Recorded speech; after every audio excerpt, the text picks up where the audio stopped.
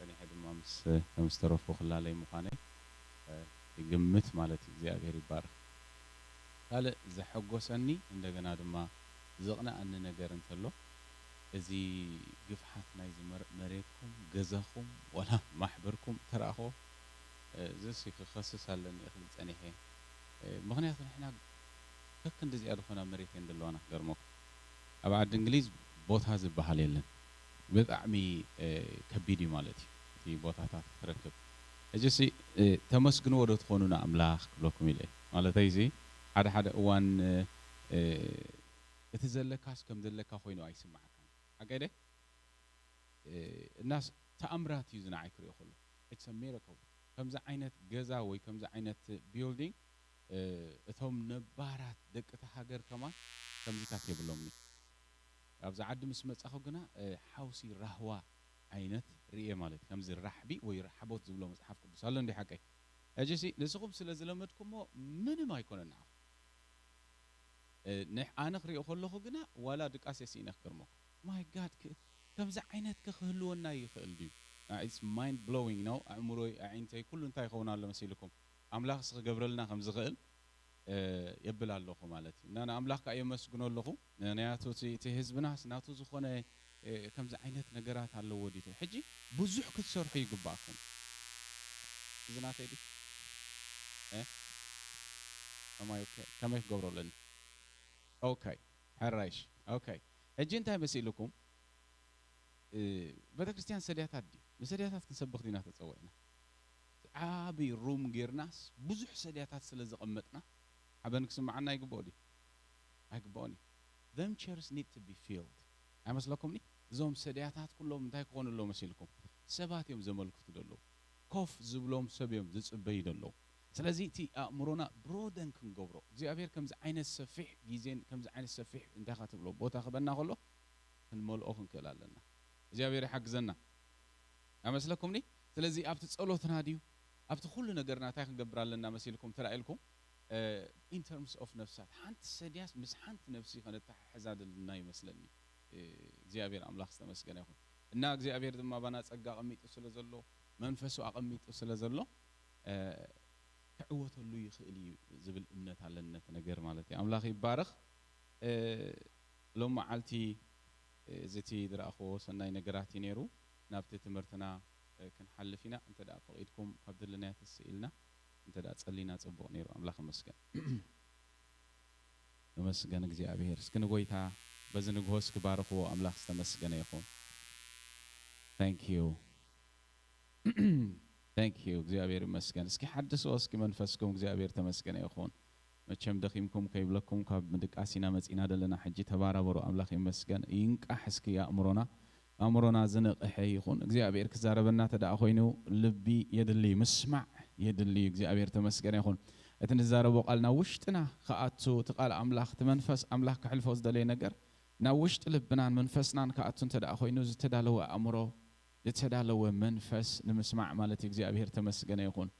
እነሆ እዝኒ ዘላቶ ኢሉ መጽሓፍ እቲ መንፈስ ንማሕበራት ዝብለን ዘሎ እንታይ ይግበር ይስማዕ ይብለና እግዚአብሔር ይመስገን ስለዚ እቲ መንፈሳዊ ዝኾነ ሓሳብ በዚ ንግሆ ክንሓስብ ምእንቲ እስከ እግዚአብሔር ኣእምሮይን ኣዒንተይን ኩሉ ነገረይ ናባኻ እልዕሎ ኣለኹ እግዚአብሔር ተመስገነ ይኹን ከምቲ ኣዒንቲ ገረድ ናብ እመቤታ ኢሉ ኣዒንቲ ባሮድ ድማ ናብ ጎይቶቶም ዝኾነ እነሆ ኣዒንትና ወኣምላኽ ናብ መን ይጥምት ኣለዋ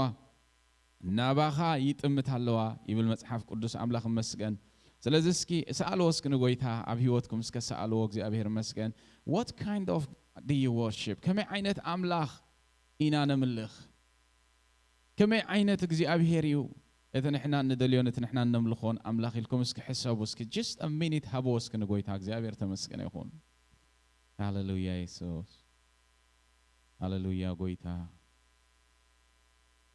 ኦ እግዚአብሔር ኣቦ ንዓኻ ነጥምተካ ኣለና ንዓኻ ነሓስበካ ኣለና ኣባራብረና እግዚአብሔር ኣቦ ኣባራብረና ዘላለማዊ ኣምላኽ ብኢየሱስ ክርስቶስ መንፈስና ዝተባራበረ ይኹን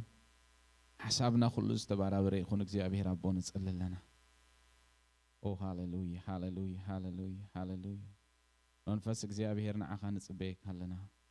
نسكننا أملاخ منفس تصبي وحواتي اتزلنا أنكم ممهر نسيو نحنا نتصبيو زمهرنا زمرحنا زقلت قلنا نايجزي أبيهر منفس علنا زستمهر منفس كحب كيوم تبعي تصحيف الله أو منفس قدوس نصوعك هلنا كبورنا أملاخ منفس بزقوان زنعخا نصوعك هلنا كبورنا يجزي أبيهر منفس نعخا نصوعك هلنا هاليلويا تمسكن يسوس تمسكن يسوس نعخاي زملخ نعخاي زسجي نعخاي زملخ نعخاي زسجي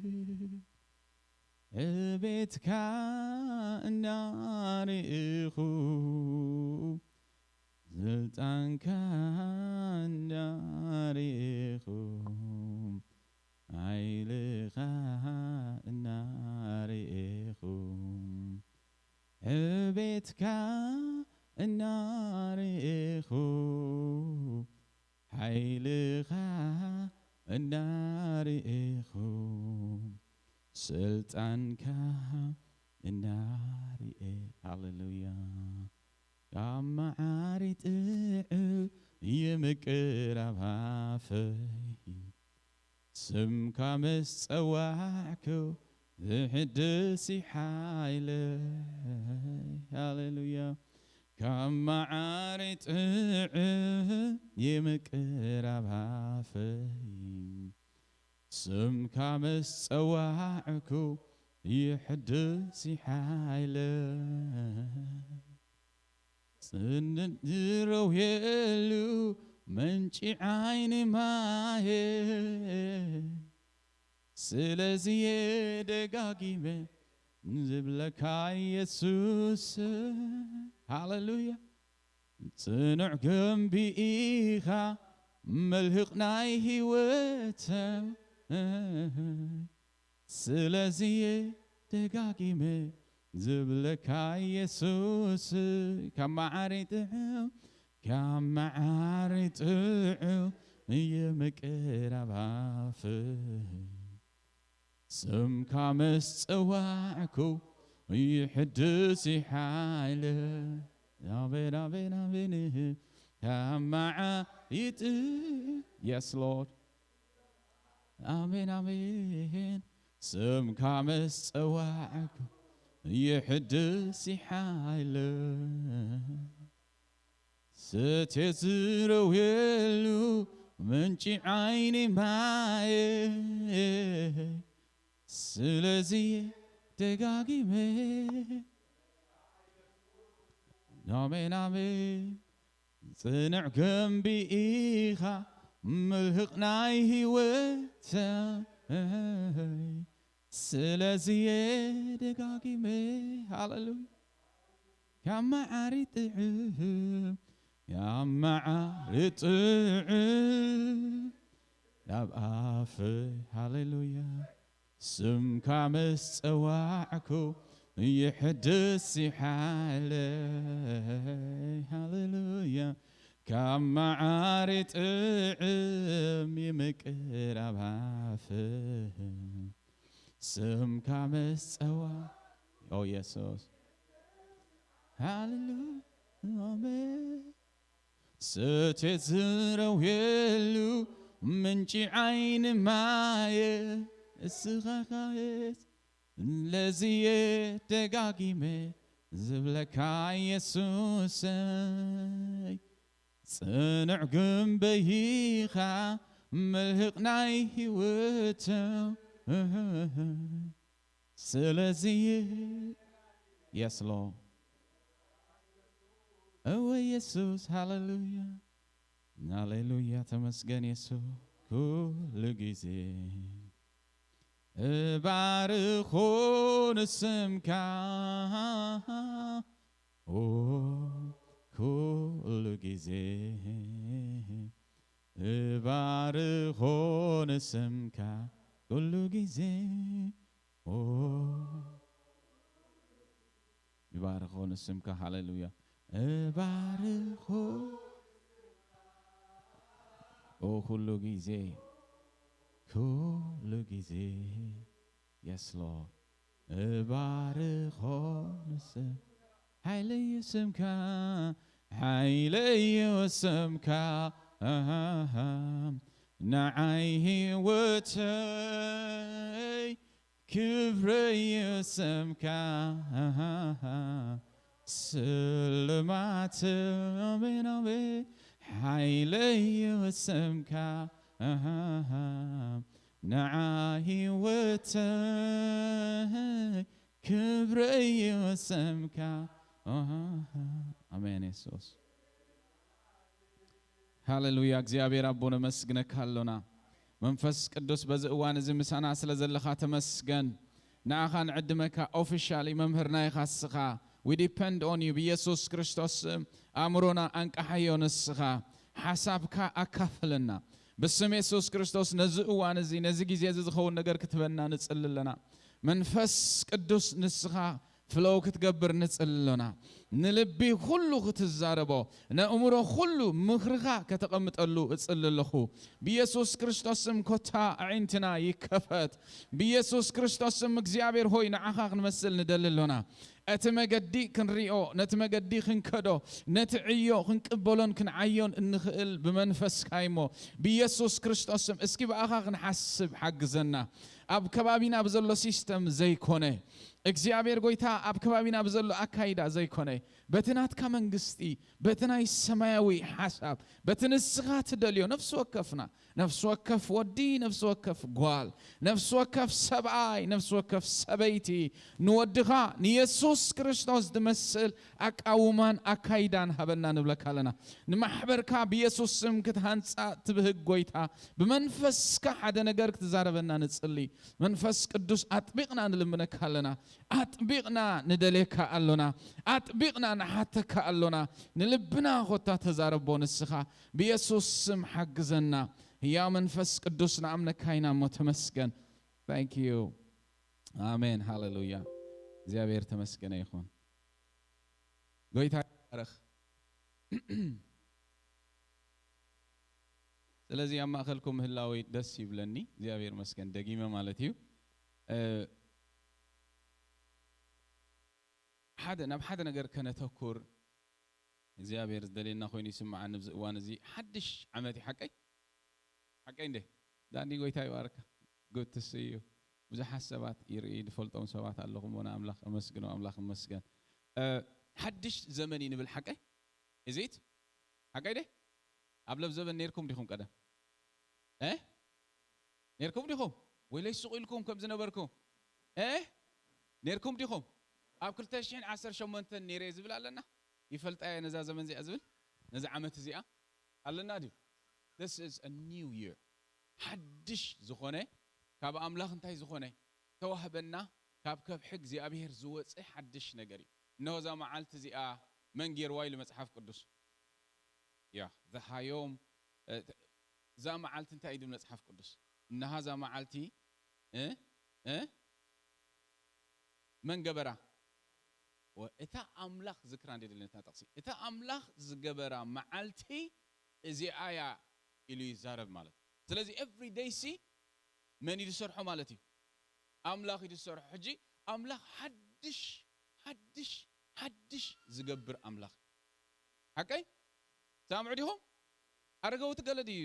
ደምጽ አምላኽ ወይስ ሓድሽ ዝገብር ይገርመኩም እዩ አነ መጽሐፍ ቅዱስ ካብ ደቂ እዛ ደቂ ብርሃን ወይ ደቂ ዛ መንግስት እዚኣስ ደቂ ዛ ዓለም እዚኣ እንታይ ይገብሩ ደቂ ዛ ዓለም እዚኣ ይባላሓቱ ኢየሱስ ክርስቶስ ምስራአዮም ማለት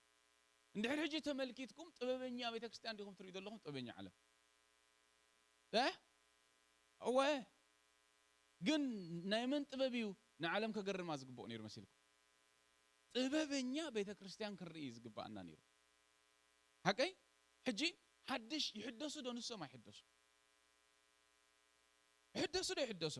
ይሕደሱ ብለን ለሐወይ ጎይታ ይመስል ገርሞኩም እዩ አፕዴት ዝበሃል ነገር አለ አፕዴት እንታይ ማለት እዩ መሕዳስ ዘይኮነን every time እዚ ኩሉ ቴክኖሎጂ ደቂ 40 ከለና ደቂ 80 ደገለ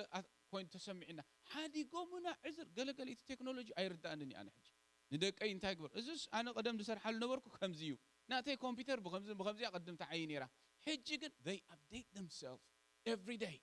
update الناقبر update الناقبر انتاي قبر مسيلكم ناب حدش يخلو محدثكم منفساوي እግዚአብሔር ተመስገን አቀዴ ኮነ እግዚአብሔር ተመስገን ይሁን ክንሕደስ አለና ይመስለኩምኒ እግዚአብሔር ይመስገን ስለዚህ ሐድሽ ዓመት ጥራይ እንዳበልና አይንን በር ማቴዎስ 9 ቁጥር 17 እንታይ ይብል መሲልኩም ኩልና ንፈልጦይና ንሐድሽ ወይኒ ኣብ ሐድሽ እንታይ ኣብ አረጊት ሐርቢ ዘቀምጦ ኸባኻትኩም ሲ መኒሉ ይዛረብ ደ ይዛረብ أجي مبزحت جزينا بتحدش ويني أنا تكون من يتحدش ويني حجي مش نمهرنا كلها أنا قلتينا حاجة أنا قلت ميتينج إندي زلة أو نمو زيابير ناس زرار بنا نكبر رأي مثلكم لي ويثاي مسجن حجي حدش ويني قبل كله نبني زملك إيه نتفرع نتقال نتمنفس حاجة إندي نتقبعات دي يكونن زيابير تمسكنه حدش حرب غمني نحنا ينابلن له أقل تسمع معدهم ريهم حجي مبزحت وان نحنا حدش ويني نانبل زيابير قبل على غينا حدش حربي يبلنا له ترديهم لهم جيزيز وسد الله جيزيز وسد الله أملاخ وينك حدث ديو ويس نحنا نحدث يتصبينا دل حربك حدث دي تصبر الله ويس وينك حدث حربك حدث يتصبر نا أملاخ تصبيت نحنا نحدث يحوات زيابير تمسكن يا أخوان آمين زيابير يسرح دو يسرحن يعيدي يعين أملاخ كنك عيو خلو بأنا غيرك عيو خل ده حاجة بأنا غيرك سرح خلني وا تتوقع سيطان يسرحي أملاخ يسرح اسكري أي الله خو تبلو أملاخ سيطان بعلهم كسرح بزمريت بعلهم كسرح مالتي زي أبي هير بق أوتي بحاون بقلن غيرك سرح يخو مورد فلت أبلكم مال أبي سينهم سيطانك كم تتسألوا مسقرنون مسجرون مسقلن ديهم سألوا وي كم تسألكم سألوا وتيو أبصر جهات كسرح ريهم تفلتوا بمن غير ما يسرحوا خلت يوم قلت يوم بسبب غير ما تسرحوا مال حجي أملاك يسرح ديابيلوس دم ما يسرح نبلا لنا እግዚአብሔር دسرح بالسبي أصلا رحوم كم يمثلكم أملاك مجمر أنا أخاي دسرح لحد ما بقى أخاي دسرح اللهم ساي ديابيلوس دم مجمر أنا أخاي زفرس لحد ما بقى أخاي زفرس حجي قلت يوم نعلم زصلو حيلي ويدما براكتيكال حيلهم براكتيكال زلوت سب مزدرخ بيهم أب سب مزدسرحهم نزيناتنا هابيتات زصلو ويد بلكم دلخو እግዚአብሔር ይخلي ولا بدا يسب كسرح زي كل كوين يكونن اي فقدني ግን يزبلكم سبي لي اخو حقي يلخي خالوتون يلخي يزبلكم دل ግን بزعبا محبرون بزعبا ناخ زارب ስለዚ دلخو እግዚአብሔር መስገን امنو ليميتين ናይ አምላክ ክእለትን ነገርና ይኮነን ሊሚት ዝገብሮ ደሉ ኣብዚ ዘበን እዚ ግን ዘበን ቤተክርስቲያን ዲስፐንሴሽን ናይ ቤተክርስቲያን ይብለና በአና ገይሩ ከዓይ ዝደለ አምላክ አሎ ግን እግዚአብሔር መጀመሪያ ንዓና ክሰርሐና ይዝደል ንዓና ክሕድሰና ይል ደድሕሪኡ በአና ዝሰርሕ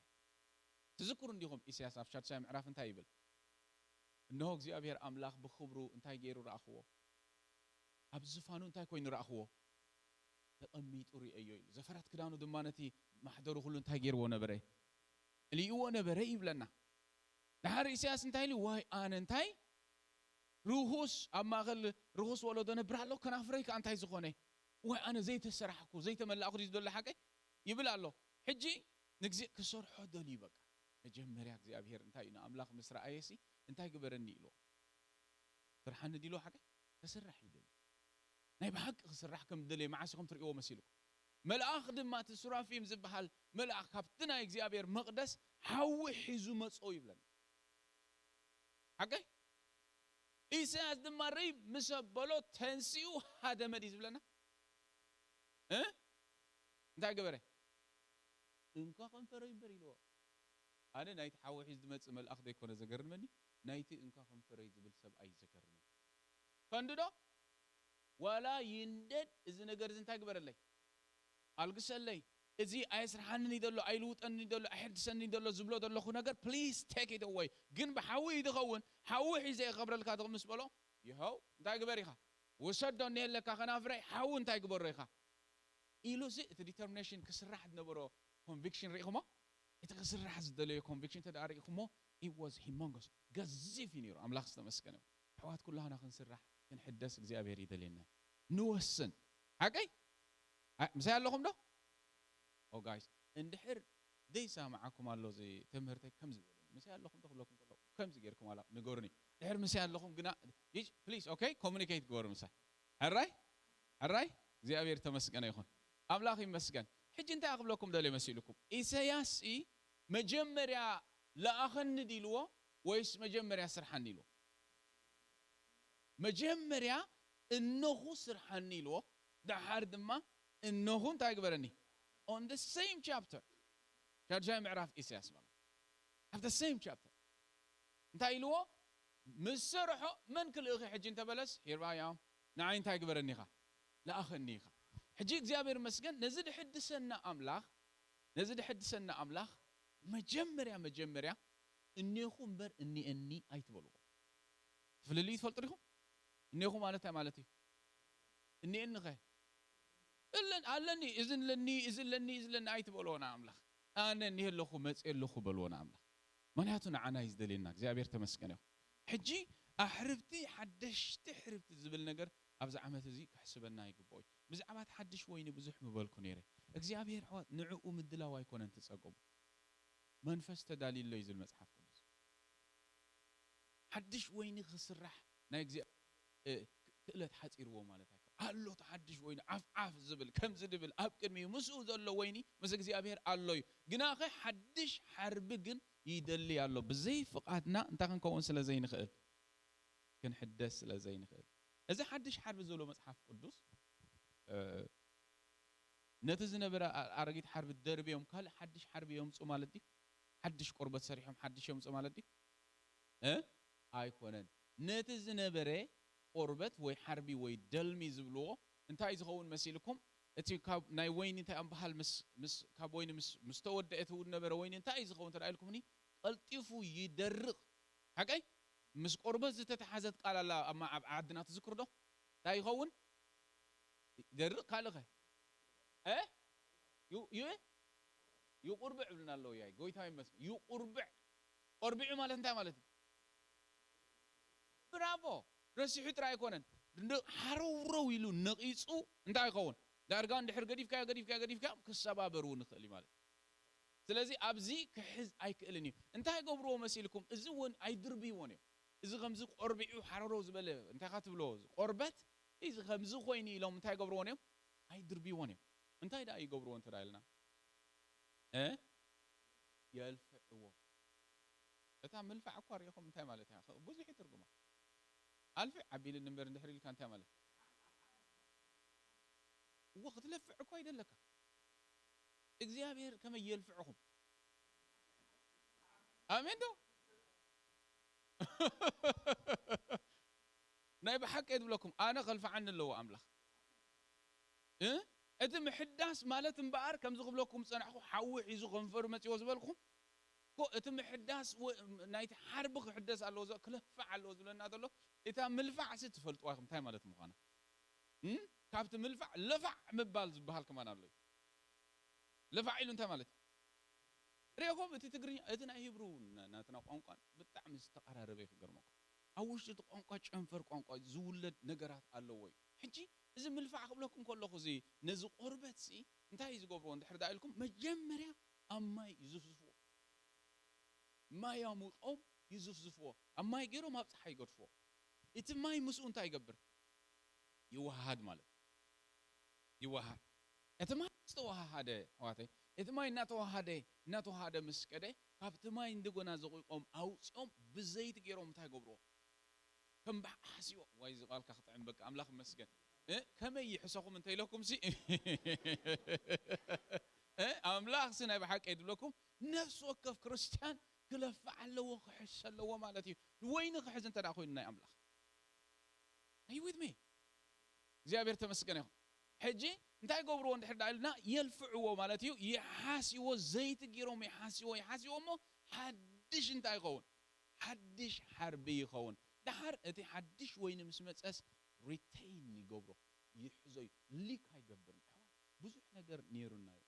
ግና ሊከርስ ኮይና ነውፆ ኮይና ተኣምላኽ ዝሃበና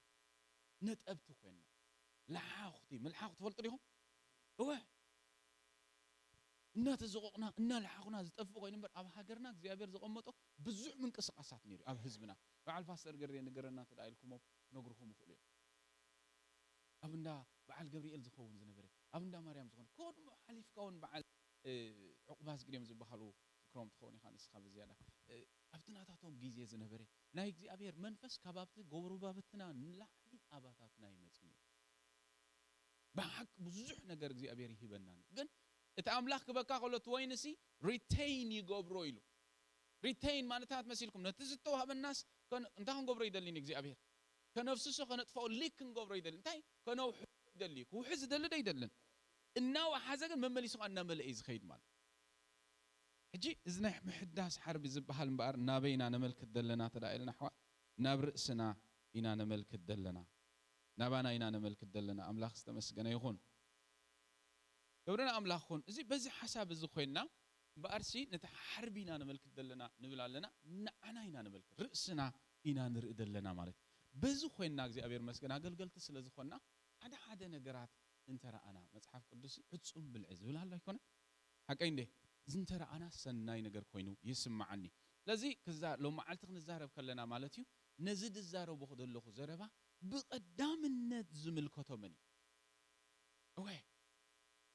ነፍስ ወከፍና ኣነ ንበል እስኪ ኣነ በሉ ኣምላኽ ዝተመስገነ ይኹን ሕጂ ንማንም ሰብ ክስእሉ ኣይደልየኩምኒ ንማንም ሰብ ጸላኢ ከየሽከዓኩም ተጠንቀቁ እዚኣስ ንእገሊትያ እዚኣስ ንእገሊያ ዝብል ነገር ካባና እንታይ ይኹን ኣነ ክገርመኩም ቀዳማይ ነዚ ቃል እዚ ዝሰምዑ መን ይተልኩም ኣነ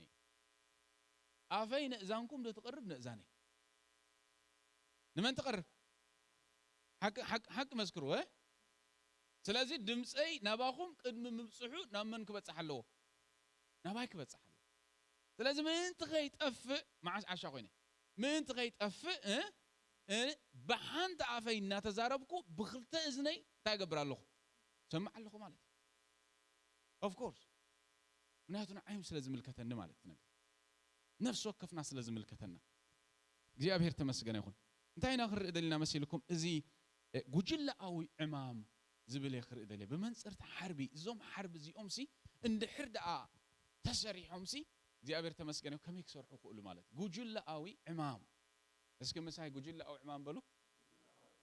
እግዚአብሔር ተመስገነ ይኹን እንታይ ማለት እዩ ተዳኢልና ብሓንሳእ ኮይንካ እንታይ ዝኽወን ነገር ዝስራሕ ነገር ማለት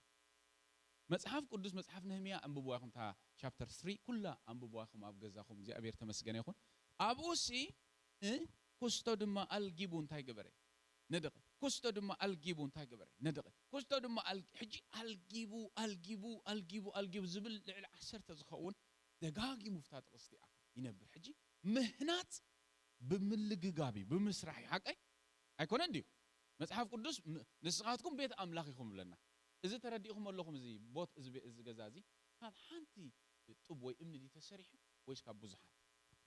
مو حنتي طب تري لكم ويش حدا بزح طب تري لكم ويش حدا كم يجري بزحن حدنتن نردلنا بز ነገር نعزب علينا يلن حدنتن بزحنتن سي ابز مندق استري لكم دي لكم ስለዚህ እግዚአብሔር መስገን ሕጂ እዚቲ ቀንድ ነገር እንደ ሕርዳ እዚ ገዚፍ ነገር ክንረኦ ኮይና ሓንቲ ኣብ ልዕሊ ሓንትላ እታ ብታሕት ደላ እምብለይ እንተ ትብል በዚ ከውን እንተ ትብል ከደይት ተሓንገጥን እንተ ትብላ ነታ ኣብ ልዕሊ ኣደላ ምታነጽ አደ አይ ነጻኔ ኩላተን ግና እታ ሓንቲ ኣብታ ደቀመጠን ማለት መቃሙጠን ተሓናጊረን ተተሓሒዘን ስለዘለዋን ክህነጻ ኽኢለን ገርሞኩም ኢናትና ዓሽነት ከይተተሓዝናስ ክንሃነጽ ንደል እዝኩም ለኹ بمفراس أيتهنصني እግዚአብሔር ይመስገን እዚ ዳአክል ቦታ ሒስኩም ሲ ምልእ ከተብልዎ 6 7 8 ሚእቲ ሽሕ 2000 3000 ንምንታይ እዮም ካልኦት ዓለማት ክንዶ ዝእከቡ ንሕና ግና ክንዶ ዘይንእከብ ውሑዳ ስለ ዝኾንና ከይትብሉኒ ክንደይ ሰብ ይደሎ ኣብዚ ከተማ እጅ ሰብ ጥራይ ንግደፎ ክንደይ ኣማን ይደሎ ኣብዚ ከተማ ተልና ማዓት እግዚአብሔር ይመስገን ኃይል ለኩም እንድሕር ተታሕዝ ምትሓዝና ኃይል ይሕዋት እንድሕር ተታሕዝኩም انت دعا اذا بجله مسرح انت دعا انت غيرنا له دحر دا اميننا له تنجلتات انت دعا تتاماميرن تدنق يخم እግዚአብሔር መስገን انت አይነት ነገር ከም ትሰሩ انت አይነት እግዚአብሔር ባአኻትኩም ከም ዝሰርሕ ማለት ክብርን ጎይታ ይሁን ሕጂ ዝጉጅለ አው ዕማም ዝበሃል በአካሉን ገሊጹና ሎ ከምቲ ተአካል ሲሉ ቀዳማ ቆንስ 12 ከምቲ ስጋ ሓደ ክንሱ ብዙሕ እንታይ ዘለዎ አካላት ዘለዎ ብዘሎ እቲ አካላት ስጋ ኸአ ብዙሕ ክንሱስ ሓደ ስጋ ዝኾነ ኢሉ ድማ ይዛረበና ብዛዕባ እዚ በሓንሳብ ሙኻን በሓንሳብ መስራሕ መጽሐፍ ቅዱስ ብዙሕ ይዛረበና ካብ ብሉይ ኪዳን ጀሚሩ ካብ ሓድሽ ኪዳን ጀሚሩ እስኪና አካላተይ ተመልከትዎ ነዝናተይ አካላት መርአይዎ እግዚአብሔር ተመስገነ ነፍስ ወከፍ ሰብ መቸም ከይተሰአኩም ደሌምበር ተስኢኹም እስኪ ንአካላትኩም ተዓዘብዎም በልኩም ነይረ ምክንያቱ አካልና ተአምራት أمراتاو نجر إيجار ماكمي كل أوان ضد حزنة نجر انتهينا for granted دينا نوست إمبر ملسيلكم نتي أكلاتكم من تتريو كم يجري يدسر هذا النق يزبله إتي حبير كان أي مسرح مجدي بعلي زريو إيدم بنت تبلك هاي إزاز نيسرحني أنت تبلك هسرح تغلدها إسكي إيدوسي عيفال هيدا اللي كتب له زمن نسب على دي عينو أيريني كتب له زمن نسب على دي محبر أملاك مبار أي جبرني أي بلني رسم كتفتر له روكس كتفتر له أي تمنينا إذا أكل بحد خوينا أنت كتجبر تقل تسرح كم تتا إيدكم سقط تعتدلوا كم تتا أكلاتكم كتعتدلوا زي أبير أملاك استمسكنه حجيتو ما قلت اندحر حيز نحوات نصوم انت سميركم انت بدحريكم دلو انت خبري مسيلكم اب ديبارتمنت زلكم نصوم اندحر تتاحيزكم انت اساسيركم نتاكلاتكم اندار اخو اذا اكل دحريكم حدا يمسلكم بر حدا يكون حدا سرحيو حدا اغاونون اكايدوني حدا بر بابيني اذا خابزي يفليو اذا خابزي يفليو اذا ابزكو بزح مفالاليو يدلو جناخه ملغاغبو سلا اللي انت غير دلو جوينتس دبالو اند بيولوجي تمارو كله كما يجرم حيزم الله كما يجرم كونتين يجرم الله انت رايكم بحنسا ماتيكلسلي تشالاتشينا غيبلو تتحيزم انت سلاز غبريو سلاز سرحيو حوات جايز تفضلوا ديكم اذا نغير زي اقداسي حواتي مالت بجاهم نحسبلو بزي حدش عمد زمص دلو حدش عمت لنا سيلبريت غيرنا ايترق حدش نجر نركب لا يمسلكم ني وي اريغا خستو اريغا حليفه 2000 كم زي حليفه 2000 كم زي ايتبلو እግዚአብሔር ተመስገን ይሁን ዘመን ክመጽእ ከሎ ጊዜ ክመጽእ ከሎ ተጻዒኒ ድመጽእ ጓንጓ ይኮነን ተራግፎ ዲኻ ዘለኻ ተሕልፎ ዝብል ሕቶ ክትምልስዎ ኣለኩ ተሕሊፍካዮ እርገካ እንተራጊፍካዮ ግን ዕብየካ ይሞ እግዚአብሔር ተመስገን ይሁን አሜን ጎይታ ዝተባረኸ ይሁን ስለዚህ እዚ ሓቢርካ መስራሕ ወይ ቲም ዝበሃል ኣምር ካበይ መጽእ ተዳኢልኩምኒ ከምጽዎ ከለው ካብ ፍራስ የማንጽሩ ሆርስስ ኣፍራስ ትፈልጡ እንዲኹም ቀደም ከምዚ እዋን እዚ እንታይ ነበረን መሲልኩም ሞተር ይነበረን ንሕና ዘበን ሞተር ዘበን መኪና ኢና ተወለድ ናይ ሞተር ሓይሊ ኣይጽዋዕን ነይሩ ቀደም ሆርስ ፓወር ክብሉ ሰሚዕኩም ኣለኹ ናይ ፍራስ ሓይሊ እግዚአብሔር ተመስገን ይሁን ብኡኡ ገይሮም ሕጂ ክሳዓብቲ ፊዚክስ ከይተረፈእትዮም እንደዚ ክስታይስ እንደዚ ሆርስ ፓወር እንዳበሉ ማለት እዚ ሕጂ ደሎ ናይ ኢንጂን እንገለን ከእትዎ ክዕቅንዎ ከለውቲ ሓይልታት ማለት ዘማፍራስ እዚኦም ሓይሊ ጥራይ ኣይኮነን ነይርዎ እንታይ ደገርም ውህደት ቲም ወይ ድማ ጋንታ ኢሎም መጀመርያ ዝፀውዕዎም ንዓታቶም እዮም ሰለስተ ብቅድሚት ሰለስተ ብድሕሪኦም ከምኡ ድማ ብድሕሪ ክሳዕ ሰለስተ ሮው ክኸዱ ክእሉ እዮም ክገርመኩም ሕራይ መሽንሲ ብኮምፒውተርን ብገለን ጌርካ ስለ ዝሰርሓካዮ ሻርሻሪቶ ተሓሒዙ ክኸይድ ክእል እዞም ኣፍራስ እዚኦም ግን ዘደንቕ ውህደት ነይርዎም ማለት እስኩም ኣለኹም ሰኸም ኣለዎም ዶ ይብሎምኒ ሰኸም ኣለዎም እንደገና ብዙሓት እዮም ኣይኮኑን ብዙሓት እዮም እንደገና ምዕራፍ ኣለዎም ዕላማ ኣለዎም ዶ ይብሎም ኣለዎም ዶ ይብሎምኒ بريشر اللهم دي يبلمني ريهم لك أخمان أورا لنا دون إحنا بيت كريستيان أورا الله وادي بالله عيون الله وادي بالله تلوخ الله وادي بالله عندنا instruction دهوبهم كالله they are also fast to get instruction كابتهم قبل عليهم كفيلهم دلوا مالتي instruction ذهب أملاك منفس قدوس على دي يبلنا عندي هل نمبر أملاك استمسكنا هل نمبر زي أبيري مسكن حجي زوم أفراس زي تنقلوا خلوا تبقيشهم قصص قبلوا خلوا أتي حادث ريتيوم الله تيم أكايدهم رمتا نايا كايدهم أزيدنا أكا بخمسة خبوا قصص خلوا هذا فنتري أقبل جمرتي قلبت بتكم اليوم ندحركم أقبل جمير في منقح بخمسة ندحركم دلوا خوينهم كلاتهم بخمسة يوم زخدوا لك بخمسة يوم إزاز يوم زقبلوا إذا اليوم دلوا يا قبل ندحر جميرو يلا أنتي نكبر نغيد قبل أنت دع جميرو نتي مخاد أنت قبروا جمرو كلهم شو أنتي قبر مسيلكم رمتانا يقارم ريتيوم حالهم رم رم رم رم رم ندبلو يقعدوا يجمروا أني حد ما يلا نهاري له نهاري خود خدلوا قلوا بحنس أنتي قبر مسيلكم نتسحبت إذن دحر أصنعكم موتر يكون زم ساعات زيادة تفعل على أفراسيا تحدى بزي يقبل تحدى بزي تحدى كيد نيلو ندحريت كتمت يغلي دمسس يبلو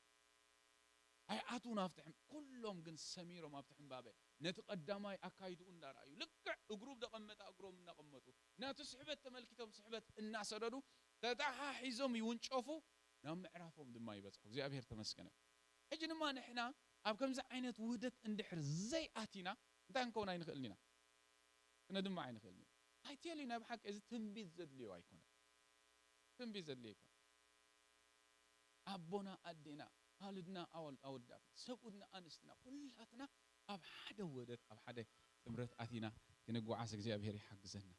زلازي كترجموا خلون إذا حبار أوي إمام قبلكم دس أنا حكوا إزي زي الشعب ترجم يهبوه بحنسا أب حدا عيو مسمات ويون أب حدا أرعت مقران هذا أب حبار أوي عيو مسمات كم زدبلنا مالتيو هل أيك أنت يبلو مسيلكم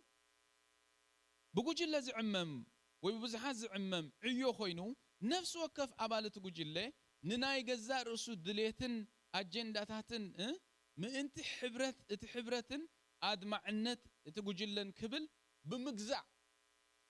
نناتو نجارات مالتي بقعتهم أبوبتهم كوينهم نحاد علماء كنطفو ويك عيو خلوي يبلنا بزح قالت بزحكم له الله ما عتيز الله مالتي جابر أملاخ استمسكناه إذا ما فراس زي أم حواتي هذا وبرات حواتي بزحات يميلوا وجلنا نبلدينا نحده نبلدينا أي نبلدينا نحده وجلنا نبلدينا تايد أين وجلنا نبلهم بزحات كل قوي أنا أذكر استوسكوا كلتا ويسلسته بزمين تاين عندكم أنت تأكبكم لا بلا يزارب مالك بزحنتي برغد دي مرقم برغد دي مرقم ولا تي برختن ولو كان مبزح عينت زي أبير أملاخ استمسكنه حقي يقرمكم ديابيلوس سيطان يفتر دي نحنا نفلت زفتر فتاري مني ناي ديابيلوس سرح دا أنتايو أملاخ جيجا نجار يفتر جيجا سريع يفلت أبزي أستولو الله تكاري دا نحو لا إزيار أي جاجني بزي جيجا أنتاي زجبر ترى دي سرح سيطان أنتاي تلوخون ترى لكم نقول جيجا زي بلو نجر مبلشاوس نقول برخت نمرقم مقيارس أجي بزحنة أنت دعاء برخت لنايو سناي نجر أنت دعاء لنايو سلاي خان نتي سناين برخت نزبالكم مو نمرقم ناي مقيار تلوخو الله بحنسا عويكا نأملاخ نجر حسكا هادوخ تبالكلخا أنت زي تتأنكيكا نقول سناي نجر زما ساقل سلا مهلاخ تفلت الله دبالا شو مال يتفق مالت حوات زي أبير تمسكنيهم سلازي حدا السبدي زد لينا دلو ويس بحد الناس يسرحوا بزحت ملسلك يخم حد السب زي كونه حد النتنا ندل بلو حد السب أقداس النتو شلل بلوخ مالتها أقداس النت حد السب is humongous عابي ويتاستمسكنه جيب زعتهم تيم سيد زارب ناي صلوت تيم كلنا يخلو ناي دياقونات تيم كلنا يخلو ناي شماغلتات تيم كلنا يخلو ناي كل قطع أب محبر بزبز حكايات أن بزح رأيتاتن ديبارتمنتاتن إنداوس أخا انتهي تفتريخا تيم تفتريخا حجي نزوم تيمات زي أمين تايز قبرهم دلو بزعبو مينا أدرس نقبر وين الزرارب دلنا مالتي مبارسي بزح النت سناي نقريك زي أبير تمسكن ياخون ريهم حادثة برتوع كون خلي ملوك كون جنا يسجن إيشكم الله سلازي ناي كلها تناطر نهذا نجر هذا السبت راين دحر دربي خملو هذا جنيا هذا الرأي ناي قدنك تحجزوا الله ناي قدنك نسمر علىنا ناي قدنك نتحاز علىنا كزيابير أملاخ استمسكن ياخون نابنت أنت داري خم حواتي سامسون حيال نيرو دوي نبر ناي سامسون حيل تتأرات أرضيهم ها بتعم زدنا حيل نيرو سامسون أزيو تأمرات هاوز خوني حيل نيرو تقومون تايو انت دايلكم ها إذا حزبي مسؤول تخجوري كانوا أحابروا هيك يقولكم الله أنا كندز حيل يا حيل حدث بما أخر كندز توفى يوفى إيشكم لهم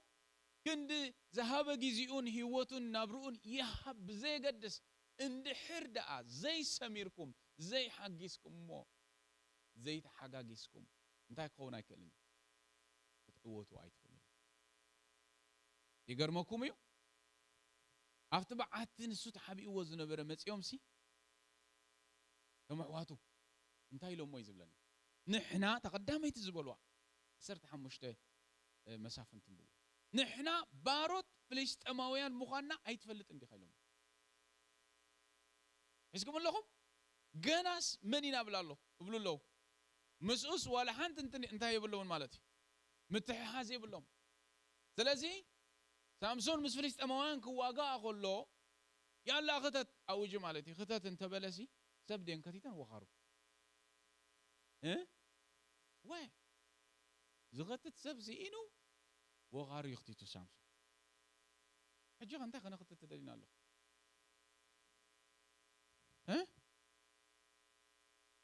ريخم سلسة مئتي وخارو سديد اللوم سي سلسة شح أحواتو سديد أمرو Are you with me?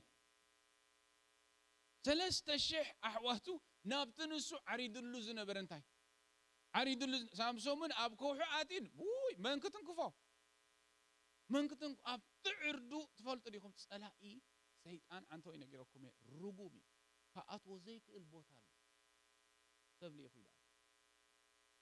أب جنت كأتو يخل نيردي ول إلو أو أنت تمسأ نيرني هوان متعوت الله دي من ده أبلغ الصاخي إلى قوينا بقدام مخدي أنت أنا أخذ مسب أيد مسل لكم مخال سب أي قدام أو هيلين تواي سب أيد أي مسبيت يدعي لي لكم أنت مقبر نيرو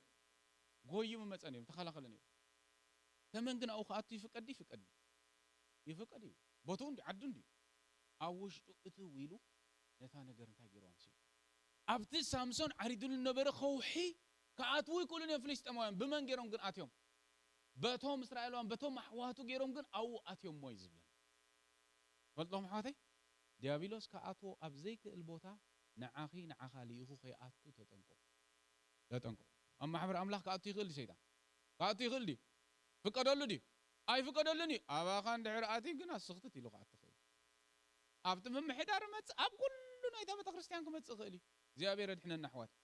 سلازي رزقا إيش كتنقف علىك إيش كتبل هم ما آتي وجزا خاسي تاقوم ما تذكروا عندك يلا إيش بلتبايلك قوم ما حسك بيمان بس أقام فنستراتات كفيت كان تايت قبره فيات بلو توصي يكون عندي أبغى أنا كلنا نحط غنيرنا بك أنت حسك قوم ما حسك بت سراري كاتوس أمال حجي نفس وقف هامو إيش قبل نايت ألا إنجر أباين تخجبر يبلون فحي يبلون كنبلا النحو لومي حد حق نقرأ سيطان حيلو زلو أب أمنت عريدو سلزمتي إت سيطان هيكونن حيال إت إرديو حيال عردي يسرح دي لنا صلاة يكون ما صلاة أكو أب حيال عردن دحراتي يحيل مبا أي كتوب صاي تقلني خا أو خينو بتملكة اللي كتفاعك أي خلي مال زيابير مسكن حواتي آمين إحنا قلنا رأسنا نحل سبات نكون لنا تلازي سامسون تشجروا مالتيو بزنا جرز تاريخهم continuity إياسون دحداري هذا سب أسأل النت كتبايتني continuity is very important أب حدا أيوه فلتنا حدا نجار ندحر كتصنو تدليخا خي كتصل أنت تدليخا نيونو تيخا تطفي مراحتن نتوم نمراحتي بمنتخة تدخمو ده رأيكم أني نتوم فري بمسنات ويدما فريهم كم تناتهم مجدي كم زي كدو بمقبال اتهم صعبتهم كم دي كدو نسرائيلوان فرعون كطفؤهم مس حسبه نتدلو حزب ديو اطفيو ويش نتتخطى حزبي نتتخطى لا اطفيو زرو من تاغيرو كم زي سرح جرو حجي كونتينيتي مالتها ما تمثيلكم مرحتس لقناهم زامسلو انت اندارخو بخدلو مالت نت مقدوم نت نغراتهم كل زغتلو نت علامهم زحازو كل نغراتهم زتردهم قط إلهم استسلف سبات عند حد عمتيهم انت هون مسيلكم اتز تجبر عوت قصالنت يركبي صلا يغن قصالنت አይደልኝ ምክንያቱ የተካባኻ ዝቅጽል ካባኻ ስለ ዝብርትዕ ትፈልጥ ሪኹ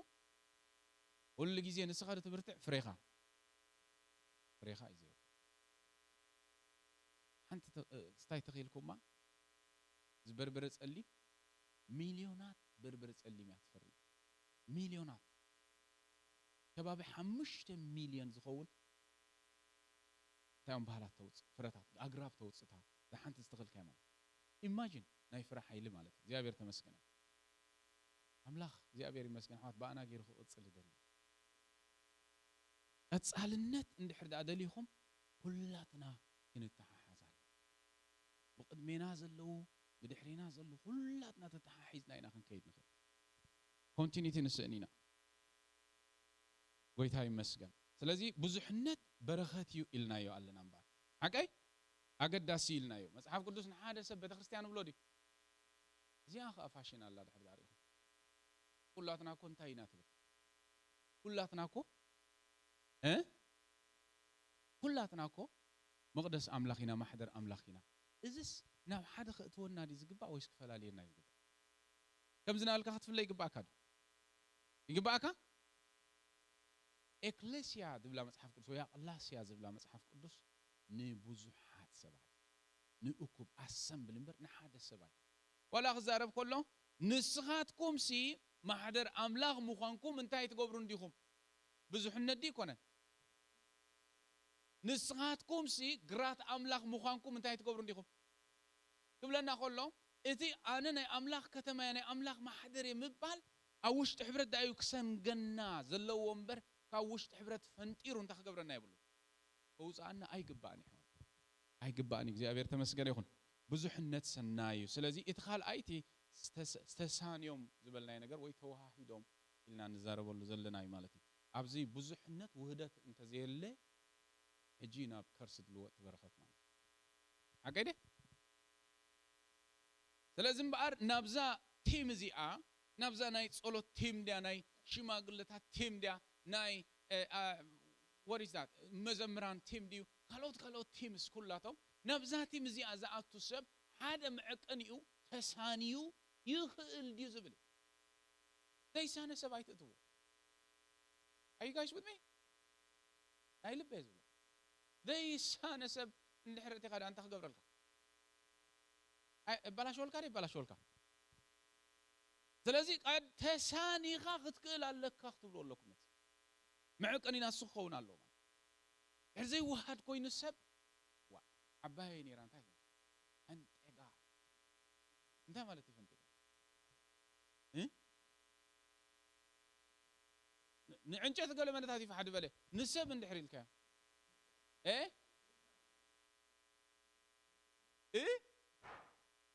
زغنطير بلن That's what it is. There are words in our society. أب محبر سمنا قالات الله انتي زغبرخا زغلصوخا مالت سجنتير ايتكون اندحر دايلوم خاستا مالت اود زبحال مشالو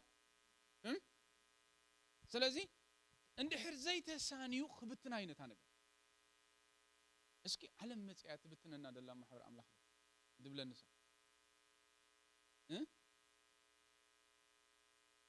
ትራምፕ ብጣዕሚ ማዕገርገር ምዃኑ ይዝረበል ደሎ እሞ ትራምፕ ዶ በቲንኩም ፈልጥ ኣብዚ ማህበር መጽ زي ساني السبات يوم سنيد دخل وادلو نزا محبر أملاك نقرأكم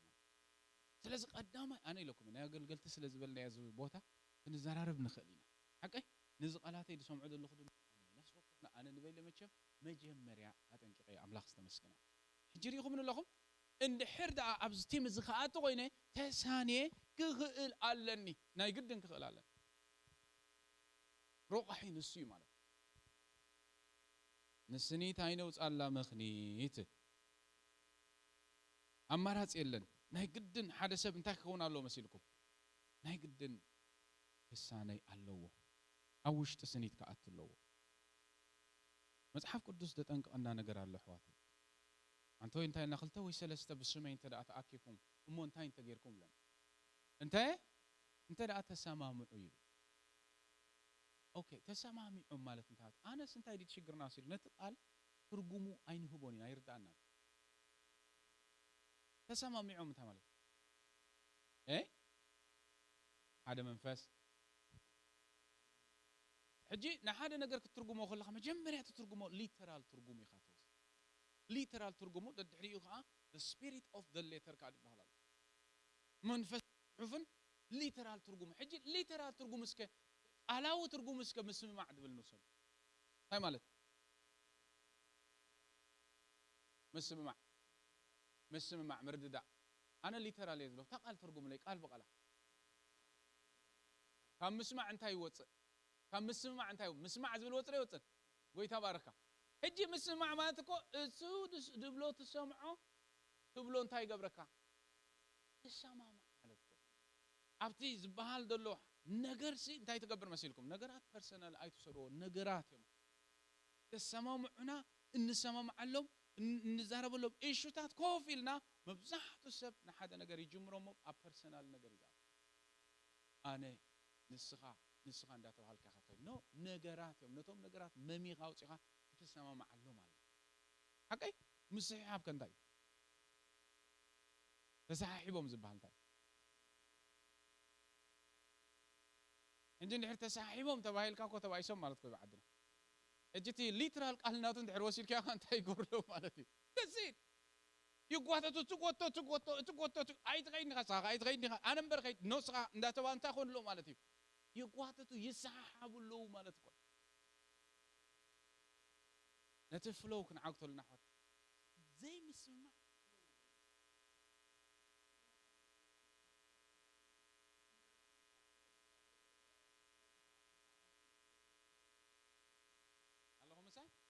جينا متى ننسقبلنا سنيت أقداس كزي كونه إتي بزحنة تقفي مال أشجاري خيط كقوم كدمع أي كلن زيابير مسجد مسحف قدوس انتايلو ويدا خزارب كله نما حبري أبزخو حزن تايك تقبراي دقيتات سيقول جن كيشجر واس اشتغل اللخو ديلو كم ديلو نو للو فاستر انتايلو دقيتات سيقول انتاي قبروانيو أي كحيلوانيو نسخاتكم سي كاب زطف زرئيخو دايبل يبل دايبل ويسي كاب زي طف انتايخو زرئيخم بلن ما عاش دا يخي تطفو تتنقوز بلن هسي إذا قطف زيكل سيطان قطفو زيكل كالو خصلو زيكل مننتكا ان حردع نحاد حدكم تنخاخيسكم يا تتاتات بقول لا ولا بتبغر صحف ولا بزنا نحاد عندكم انت دا تنخاخيسكم سي نحاد عندكم تاخذ قبريكم imagine اذا حدث قاعد تبلو صنعكم بعليك نخصون تدب بعليك بلعون تجم هذا ديس اوردر له حمام له انتي زقبر كم سبات منافستي حزو مو عالم وكا خمزة ديس اوردر يعتبلو نحن قلنا ناهقا ندعمهم مخاني يدردانا باللي حامس يوم نروسهم تايقول يقرارصو شنا دحو مس مندق نزرسهم تايقول وقا تحزوم عليك 24/7 اب تحت سكيورتي تحزوم عليك هذا سؤال حجي اذا اكل نحاد حدوب اب قربا يدلو يصقمنا قرامتي انا نابز قطو قليلي ايكون عندي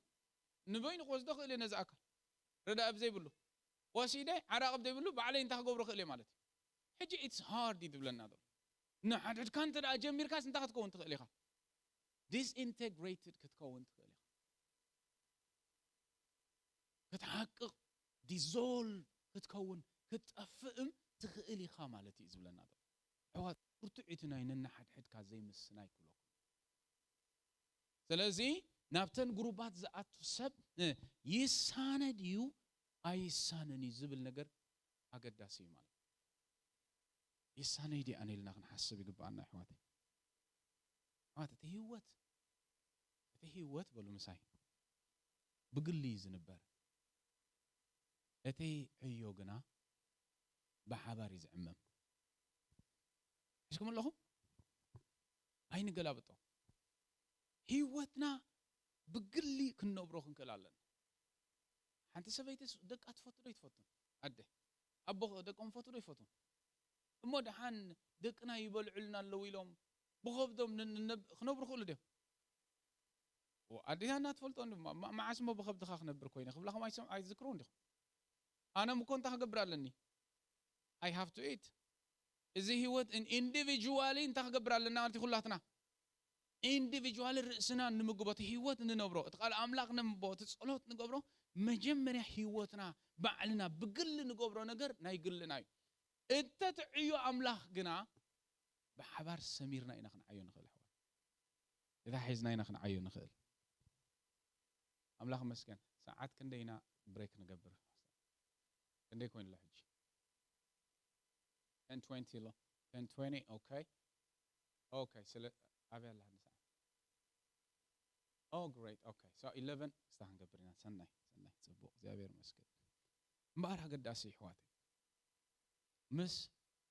تي رأين مس إلامان واحد الله سب مجمرة. أوكي؟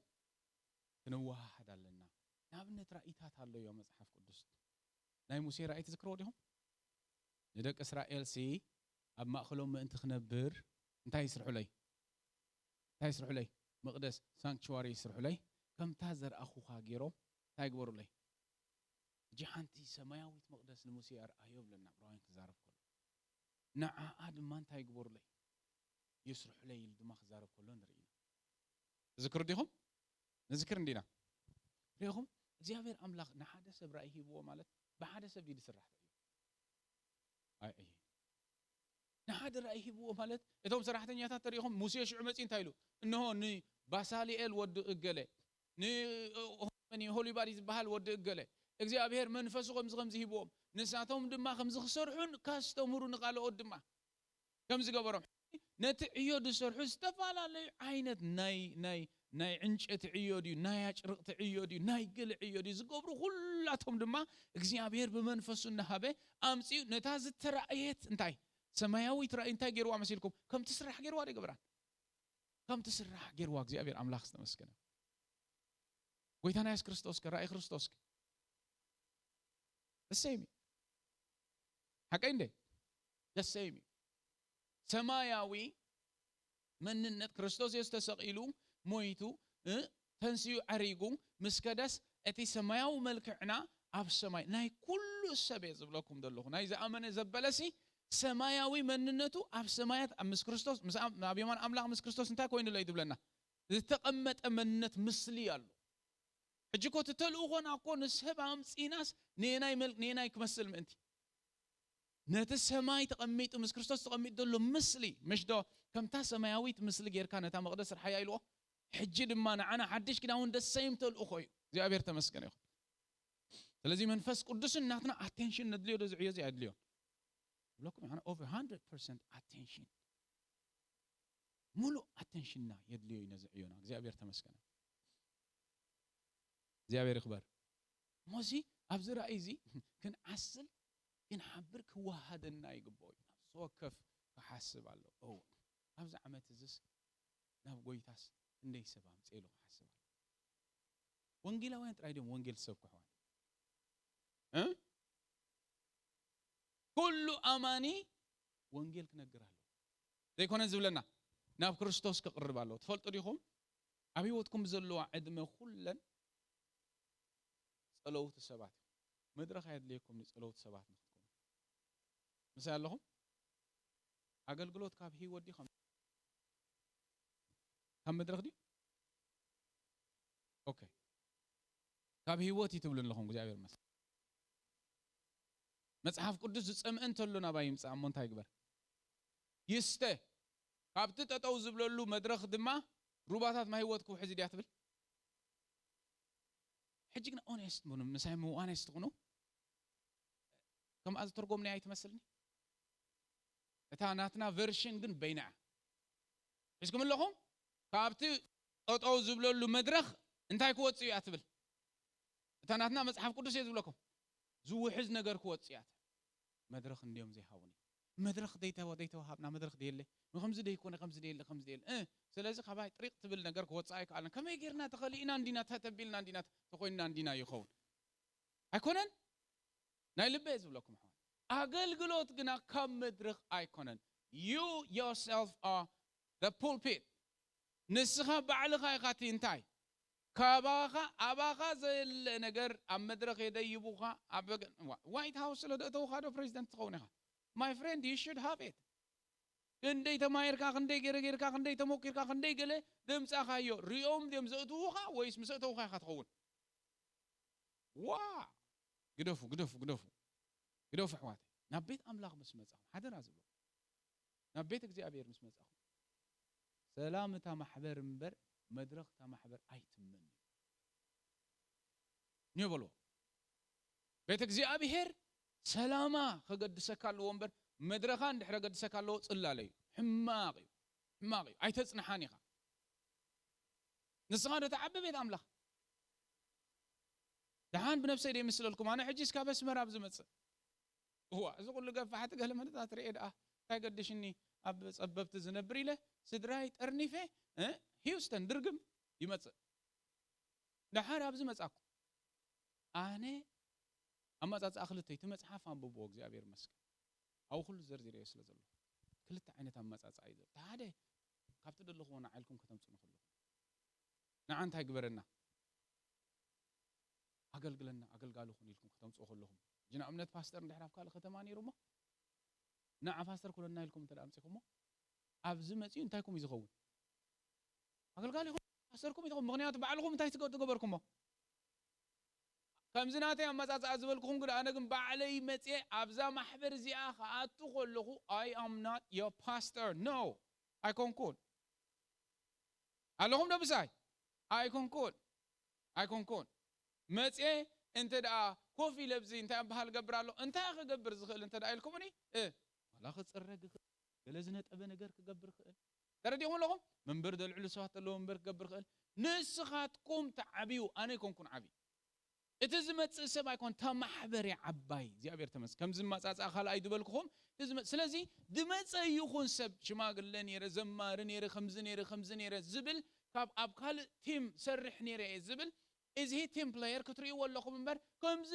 እንዲናለ ቀዳማይ ማሕበረሰብና ተሳጋሳጋይ ማሕበረሰብ ተሳጋሳጋይ ማለት እንታይ ማለት መሲልኩም ንሓንቲ ነገር ኣባኹም ኣምፂኦም ዝተገራ ደይ ትፈልጡ ንኸለኹም ነቲ ትፈልጡ ሓዲኩም ምስ ደይ ትፈልጡ ትውግኑ مش تقاشات وقول ولدنا انتهي بالورجا انتهي أسيد ورجا معدو زبها الضريح مالله بمعدو تريقه كله انتهي إذ مسلك ورجا إذ مسلك لازم محبر أملاق متسيقهم كبرتها زي ردو أسهب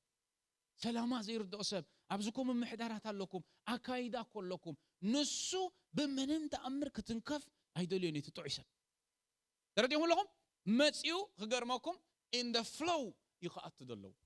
إجلي يخون إجلي تخون زخونه يخون تمكروي حلو بزي قدس أنت دا زي كوينو نتفلو أنت دا أنتي قبر الله خوين نتفلو أنت دا خمزين يبلو الله خوينو that's the problem شجري ማለት ሕዋተይ እግዚአብሔር ተመስገነ ይሁን ስለዚህ stay in the flow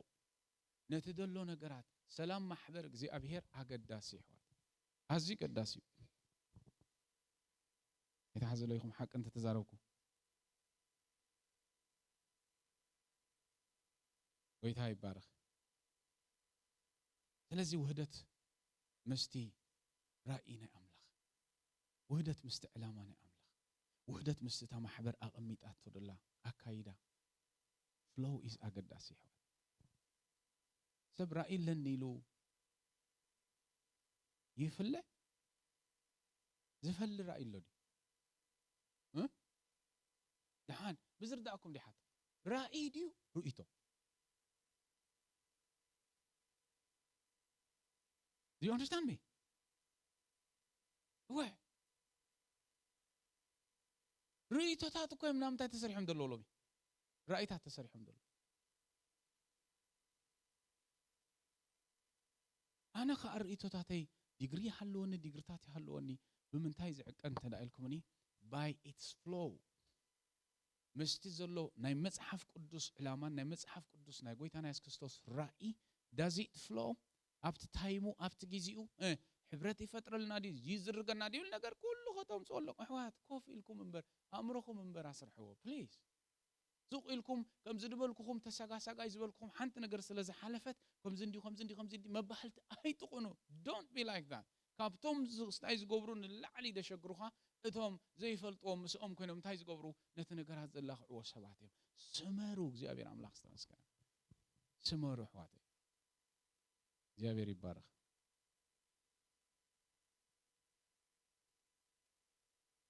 متحف قدوس بزح أسماته بالنالو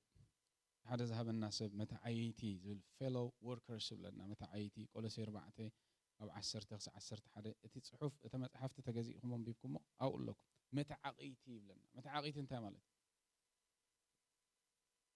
وتحدرات على soldiers بحنس حبير حجي the sign is nice soldiers أنت داري خمو كم زناتنا أكايدا أيمركم وتحدرات لكم كيلو تدر الناس نعم كميلونكم بسرعة إيش كمان لهم قابتفلو فانتر زبل سب أخيلو يتأفيه فتفوه تتخا خيلو بتناي والتحدر متى خيد أو وق خيدون دحر دعاء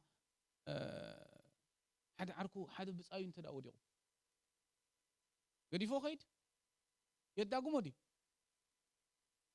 بعلو تكويس قتلو دي وزيوم ناي منفسان وتحدرات قن عشاتات برد من مزيز كان حد كان تاخذ قبري خاتوحل بتتقيد نافيز قنع نامنا حد هاتي مصحف قدوس الشيطان زي تسعر صلا ايدي زبلنا ويش تسعر صلا حقهم له صحف زغم يبلي تسعيري الشيطان بلي ايه بومبا يبلون تسعيري زبلنا هذا حونا انتاكم شيطان تبلنا تبيلون دي انتاكم شيطان تبلنا شيطان كو سعري هو انت حوي هموتي سعر كويه كاسل دوعل دله امبر هو تسعيري تسعري سعرك كله خابز نخف نغير الله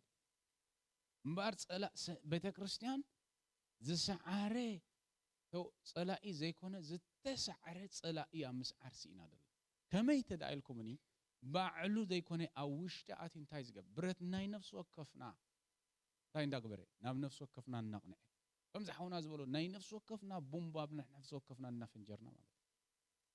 قوم زغبرل كا تخوينم تاد ليك عتقي نعخ اتي زخفه وي زحيل صلاي بناتك عتق غيرو زواغا كصلاي بناتك سب انت حويس اللغه اخي لك لازناي وتحدرات يخم لنا فيلو سيرفانتس قبلنا مقالا قلتي موارست خايب ولا بسماي كمان مسخاي تسب مالك ابتا سخات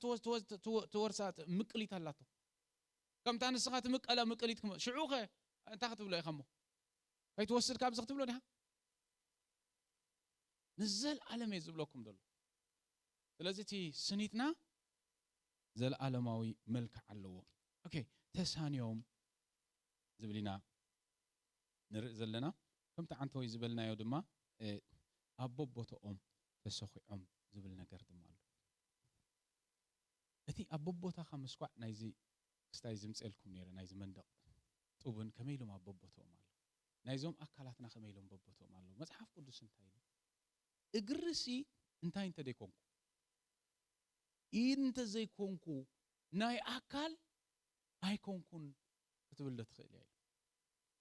ወይካ ከቃየራ ኮንደለ ቦታያን ከቃየራ ደለ ሕስኩም ኣለኹም ኦኬ ምን ትኽርዳአኩም ንሓንቲ ጽብቕቲ ሰበይቲ ጽብቕቲ ጎርዞ አምጽ መቸም ኩሉ ነገር ጽቡቕ ክላዓል ከሎ ብጽብቕቲ ጎርዞ ወይ ገለ ምርነቶም አወዳት አይዝክሩናኒ ስለዚ ጽብቕቲ ጎርዞ ይበል ድሓነ ተዲኹም ለኹም ፓስተር ነምጽ እሞ ነርአያ በቃ ክትሪኣ እንታይ ትገብረካ ወይ ዓይነት መልክዕ ዝበሃል ማለት ይሪ ዋ ገለ መጽዩ ገለ ካምፓኒ ሄ ሞዴል ደኹን ገብረክ በጃኺ ገለ ከምዝ ደኹን ገብረኪ ገለ ተዋሳኢ ደኹን ገብረኪ ገለ ደኹም ድብሉ ዓይነት ሰባምጹ ሃንሳ አበልኹ መጻኩም ይሕራ ኢላ በዚ እቱ አቢልካ በገለ ቴክኖሎጂ ተርዲኹም ለኹም ነዚ አፍንጫ ኣብ ልዕሊ ዓይና እንትትገቡ ኣዛና ምጽኻ ኣብ ገለ እንትትገቡ ኣዳዎም ምጽኻ ምቅያር ጥራይ ከም ደለዎ ትጽቡቕ አካላት አኹ ይር አቢልካ ምጽኻ ሃይበሉ እንሄለትኩም እንተት መቸም ከምዝ ናይ ወለድና በስመ አምቦል መንፈስ እንታንታይ ታጌርካልና ታይ መጽና ተሲኦም እንታይ ምገበሩ ነይሮም ጠፉ ነይሮም ማሃዶም ነይሮም እዚ ሰብ እዚ ከመይ ገይሩ ነዛ ውቅብቲ ጎርዞ መልክዓት ፍኢዋ እንተልኩም ነቲ ዝነበራ መልክዓት ወሳሲዱ ብምጥፋእ ድዩ ወይስ ከምደል ኣብ ዘይቦትኡ እንታይ ምግባር ኣብ ዘይቦትኡ ብምቕማጥዩ መልክዓት ፍኢዋ ደሎ ጋይስ ናበይ ክመልሰኩም ደለ መጽሐፍ ቅዱስ ንቤተ ክርስቲያን ከም ሓንቲ ውቅብቲ ጎርዞ ገይሩ ይገልጻ ቢዩቲፉል ናይመን ጎርዞ ናይ ጎይታናን መድኃኒናን ኢየሱስ ክርስቶስ ጎርዞ ሰማያት ድጽበይዋ ደለው ክርስቶስ እኮ ምርዓት እኮ አላትኒ እንዳተባለሲ ዋ አነ ንድፈልጥስ መርዓው ክዳሎ መርዓት ክትዳሎሲ ክንደይ ዘድልዮም የዝፈልጥ ክንደይ ዘድልዮም ሓደ ሰዓት ገለ ሂቦም ናኾኑ ክልተ ሰዓት ሜቢ 3 ሰዓት ወስዳት ኮንክ ንስኻት ተን ምርዑት ማለት 2000 ዓመት ሙሉእ ድጽበያ ደሎ ተረዲኹም ለኹም ተሻላሊማ በቃ ከምዝ ክትመጸንያ ከምዝ ኢሉሲ ብጣዕሚ አዝያድና ከምጻየ ኸርዮቁም ይኻብሎም አሎ ንሰማያት ማለት እዩ ንመላእኽት ንኹሎም I'll bring መርዓተይ ከምጽየሞ ክትሪእዋ ኢኹም እንታይ ኣዝያ ውቅብቲ ዝኾነት ዕጣር ዘይብላ ሕፍቲ ዘይብላ ገለመለ ዘይብላ በቃለይ እንታይ ዝኾነት ዝጽሬት ውቅብቲ ጎርዞይ ትመጽእ ኣላ ኢሉ ኮይ ጎይታና ኢየሱስ ክርስቶስ ዝጽበያ ደሎ ነዛ ጎርዞ እዚኣ ነዛ ጽብቕቲ ማሕበሩ እዚኣ ማለት እዩ ኣምላኽ ዝተመስገነ ጸላኢ ግን እንታይ ይገብራሉ አፍንጫ አቦቱ ነቂልካ አፍትኻለ ተርዲኹም ለኹም ቦታ ኻደይ ትሕዝ እንተ ደኣ ኮይንካ መልክዓኻ ተጥፋእ ደለኻ ነዛ ምልክዕቲ ቤት ኣምላኽ አቦታና ብዘይ ምእታው ጥራይ ኣምነናትና እወዚኣ ሓቅኻ ተኣምላኽ ኣብዚኣ ድሃበን ወዮ ብኣ ኮይንካ ኻ ኣትፈሪ ኣብኣ ኮይንካ ኻ ተድምዕ ኣብኣ ኮይንካ ኻ ትሕይል ዝተባህለካ ነገር ክሰርሕ ትኽእልን ቀብልን ማለት እግዚአብሔር ኣምላኽ ዝተመስገነ ጸላኢ ግን ካብዚ ከውጻኩም ኣይትፍቀዱ ልሕዋት ኣቦቦታኻ እንተ ደኣ ዘይኣቴኻ መልክዕ የብልካን መንነት እውን የብልካን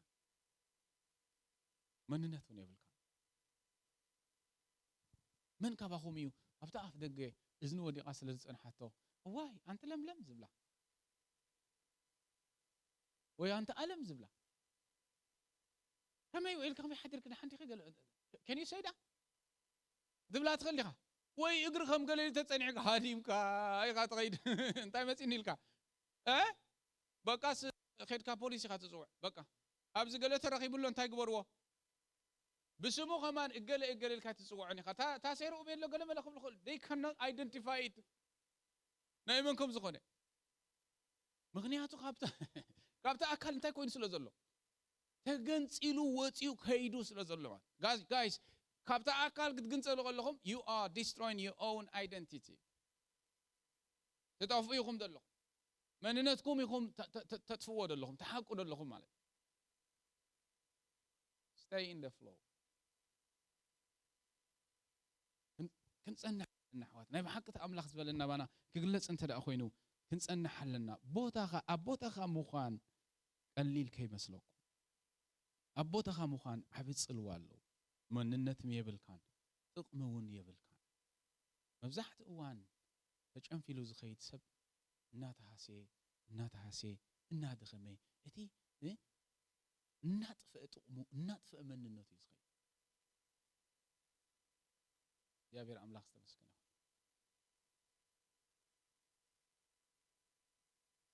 አምላክ ተመስገነ ሓንጎላ መሬት ወዲቁን ተጸኒሑ ይጠቅም ዲ وحنقول كويس بدل خد لايك كويس دم انت ده أمرت زحيل يتقم دي what we're talking about blood كو قداس كوي يتقم دي تلكم ني አይጠቅም ነው ስለዚህ የተሐድነትና በጣዕሚ ያገዳስ حدነት ኮንቴይነር መሆኑ ተፈልጥ ሊሆን ኮንቴይነር መትሐዚ حقيده مزمور داوود 133 من ببلي حديكم باخنو دينا ساعتنا تاكل سدل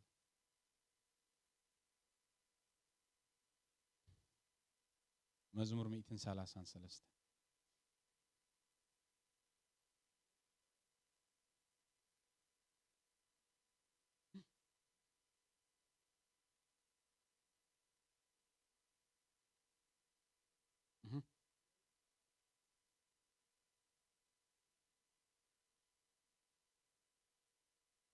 እታ እግዚአብሔር ካብት አንብቅ ደገም ካምበል እግዚአብሔር አባ ረኹም አባ አዝብል ደሎ በይመስልኩም አብቲ ሕብረትን ናይ ሕዋት ክብሎ ደሎ አዊ ኮንቴይነሪ ማለት ይነሱ አብኡሲ እዝን አቀሚጠለኹ ይባል it's a container ናብነት አካላትን ሕዋተይ قريتا أنت تقول لي ما حدا سبب زي أنت تتزوج من على تجرز ثلاث أي خبنا هذا مثال خيركم دلي فؤاد الناس أو عبروك قيتها يوارك thank you ماني شن كبر إدروس أبير باركات الدحوة سيء أنت تدري واللهم زيارة سكنت كمل لينا فؤاد الناس وين اللي تدعوه thank you قيتها يبارك كريا خلنا زار أسو هذا تمثل الناس تفعل عليه هذا ነገር ዲኹም ትሪዶ ኣለኹም ሰበይኑ ኦኬ ግን ሓደ ከይመስለኩም there are chambers እዚ በይኑ ዝተመቐለይ እዚ እቲ ክስታይ ሰደም ጻኹ ወንበር ምራኹም ነረ በስላይድ እንታይ ባህል ገረ በዚ ዝተመቐለይ እዚ በዚ ወገን በዚ ዝተመቐለዩ ቶም ሓኻይም ትፈልጡ ይኹም ከባይ ንላዕሊ there are 4 chambers ኣለዉ ኣብዝናትና ሽክና ማለት እዩ ኣርባዕተ እዮም ዘለዉ ሕጂ እዞም ኣርባዕተ እዚኦም أبوشتهم من تهلو كبرنا قرالو ديلا انتهي زبال برين اللي هم كأنتهي تقولون لهم حنقول تقولون لهم هكاي يقرموكم يو إذا 4 chambers عند اللينينا ببيننا نكون تزول كونتين كقبرو مخالو ديو نتي حيزهم مودلو خبور نجر بقليلون تايم كبروا نيرو مفسسو مطفؤو نيرو حجي كونتينر يخبلكم كلخو ابو اذن قميطلخ كبور نجر እግዚአብሔር አምላክ አማህበሩ قميطلو ازي خبور نجر ثانك يو تدحوي تبارك ويتا يبارك ازي سناي نجر አማህበሩ እግዚአብሔር قميطلو كبور زخونه نجر سناي زخونه قبአቱ دي ኃይሉ دي ነገራት ሁሉ እግዚአብሔር ተመስገነ ይሁን جناغ كونتينر يدلي اتناتنا كومباكت كوينا مقطط امنا اصبيقو ادلاي تداي كوينو ات እግዚአብሔር አባና ዝቀምጦ خبور ነገር እንታይ እንደሆነ ይዝኸይድ እና ፈሰሰ እና ጠፈ ይዝኸይድ ጎይታ ይባረክ ካብ ዘለና ይኹን ተስኢናሞ እንጽልይና አምላክ መስገን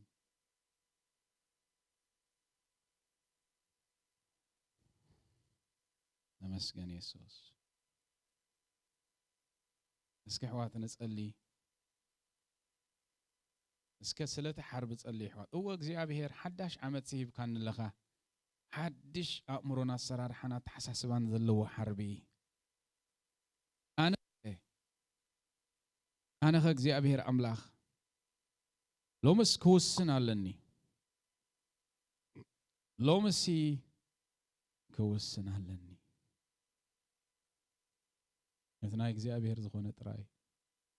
نت حسابو زخونه ጥራይ نتناتو زخونه ጥራይ كحسبن كرئن እግዚአብሔር ሆይ ዕንተይ ክፈቶ እስኪ ጸልዩ ሕዋት ተዛራረቡ ምስ ኣምላኽ ኣይትድከሙ እጅኹም ተዛረቡ እስኪ መንፈስ ቅዱስ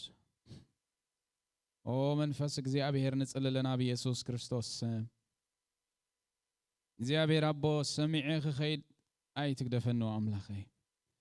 ከም ሊድያ ብኢየሱስ ክርስቶስ እቲ ሰማዕኾና ውሽጢ ልበይ ከኣቱ أملاخ لمنك علنا እግዚአብሔር ጸለለኹ ወአምላኽ ክፈቶ ዕንተ ይብራህ ዕንተ ልበ ይብራህ ዕንተ ልበ ወአምላኽ ክፈቶ ዕንተ አሜን يبرا عينت لبه عينت يا برا الله እግዚአብሔር او هاليلويا واملاخ كفتو عينت يبرا عينت لبه እግዚአብሔር ሆይ واملاخ كفتو عينت yes Lord يبراهي let me see Lord እግዚአብሔር ይብራህ ዕንተ እግዚአብሔር ይብራህ ዕንተ oh hallelujah كفتو عينت يبراህ መንፈስ ቅዱስ ንጽልለና yes Lord በዓላት ካና حسب لنا ጎይታ ሰራዊት አቦ ኦ አምላኽ yes Lord let me see Lord አንተ ልበይ ይብራህ ጎይታ አሜን ዘይተገብረለይ ነገር የለን ዘይረአኽዎም ዘይሃብካን ነገር የለን ዘይ تقبلكم انتك عبسلي بمعدو نمعد خامنبا انقاق حني دلوي انا خبرابت واملاخ كفتو عينت يبرا عينت يس لو يبرا عينت فتل ليبل وسكن حواتي هو እግዚአብሔር አምላኽ ክፈቶ عينت let it be open Lord بኢየሱስ ክርስቶስ ስም እግዚአብሔር ንጽልለና መንፈስ ቅዱስ ንዕድመካ ኣለና عينت ልቦና ናኽፈቶ ናይ ነፍስ ወከፍና ናይ ሓወይ ናይ ሓፍተይ እግዚአብሔር ጎይታ ናይ ያይ ናይ ደይ ወአምላኽ በስም ኢየሱስ ዝተኸፍተ ይኹን ናይ ኩላትና عينت እግዚአብሔር ናይ ህዝብኻ نصللنا خبر እግዚአብሔር አቦ بسم ኢየሱስ አካይዳና በስም ኢየሱስ አብትናይ መንፈስ ቅዱስ ፈሲ እግዚአብሔር ፍሰት አቡኹን አቱ አብትንሱ እግዚአብሔር ጎይታ ዝኸደደሎ ፍሰት ፍሎው እትንሱ ዝፈሰው ምፍሳው እግዚአብሔር አምላኽ ዝተመስገነ ይኹን ዝፈስ ዘሎ ነገራት እግዚአብሔር ዝፈስስ ዘሎ ጉዳያት ካብኡ ኾነልና ንጽልለና ወአምላኽ أملاخي أبتكايدخا أتونا بالوحواتي أبتكايدخا بسم يسوع صعبني زبالكا قويتا بسم يسوع نسقاي زي كوني نحسابي زي كوني نأمروي زي كوني نكايداي نسقاو النتي زي كوني ننايز علم زي أنا قراز زي كوني ندحريخا خصعب كخل مأنتي منفس قدوس حجزني حجزنا محبركا حجزو نحافتي حجزه نحاوي حجزه እግዚአብሔር አገልገልትና حجز بسم ኢየሱስ ክርስቶስ ጽልልሁ ጎይታ ሰራዊት አቦ كمان እስኪ ሕዋተይ ብዛዕባ ሓድሽ ምዃን ሕሰቡ ሓድሽ ዓመት እናበልኩም ግዜ ኣይትሕልፉ أون تسي حدش نسخ حدش أنا እግዚአብሔር ክርኢ ደሎ ምሕዳስናይ ዝተሓደሰ መንነትናይ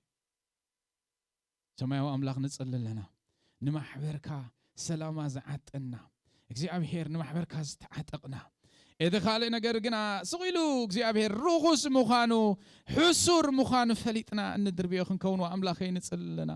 أمرنا بيسوس نبت سناي زبلة نبت قنوع زبلة نبت እግዚአብሔር ጎይታ ሰራዊት ፍረ ዘለዎ زبلة نبت نات كاز خونه زبلة خنحسب بيسوس متصللخ እግዚአብሔር Hallelujah. Can you guys put your hands on your head? رسخم غورا وامرخم غورا اسكي تصليلو نزر اسزي prayer يدلي نزر اسزي حوات ጸሎት ድልዮ ይዝርእስስ በስም ኢየሱስ ክርስቶስ ጽልልኹ እምሮና ጎይታይ ሐሳብካ አውሽጥ እምሮና ክፈስስ ጽልልኹ በኢየሱስ ክርስቶስ ክቡር ስም ጽልልኹ እግዚአብሔር አቦ ርእስና ካል ኸይጥቀመሉ እዚ ሐሳብ እዚ ርእስ እዚ እምሮ እዚ ሐሳብካ ጥራይ ይሕሰብ በኢየሱስ ክርስቶስ ናትካ ዘይኮነ ነገር ክነጽግ ዝኽእል ሐሳብን አምሮን ይኹን በኢየሱስ ክርስቶስ ምጽዋዕ ኣለኹ እግዚአብሔር ጎይታ ሰራዊት አቦ እነሆ ልበይሲ ኣብ ክንደኻ ኾይኑ ንገጸይ ድለዮ ይብለንሎ ተጻሒፉ እሞ ሐሳብና ውሽጥና ኣብ ክንደኻ ኾይኑ ብምስ መንፈስ ቅዱስ ኾይኑ እዚዩ ናይ ኣምላኽ ኢሉ ነቲ ናይ ኣምላኽ ነገር ክንደዘና ጽልልኹ ሰማያዊ እግዚአብሔር ናትካ እንደል ሰባት ንኹን ናትካ ንሐስብ ሰባት ንኹን ናትካ እንምነስ ሰባት ንኹን ሕብረት በኢየሱስ ክርስቶስም ሓቢሩ ፍሎው ዝገብር ሓቢረን ዝዓያ ጉጅለታት ተኣሳሲረን ዘድማዓ ጉጅለታት በኢየሱስም ካብ ዝማሕበር እዚ ክወጻእ ጽልልኹ ጎይታይ ሰማያዊ ኣምላኽ ኩሉ ትኽእል እግዚአብሔር ንጽዋዓካ ኣለና ስኻ ምሳና ኢኻ ሓጋዚና ኢኻ እሞ ተመስገን ስለተኽእለና ነመስግነካ ኣለና አሜን ጎይታ ባርኩም ጋይስ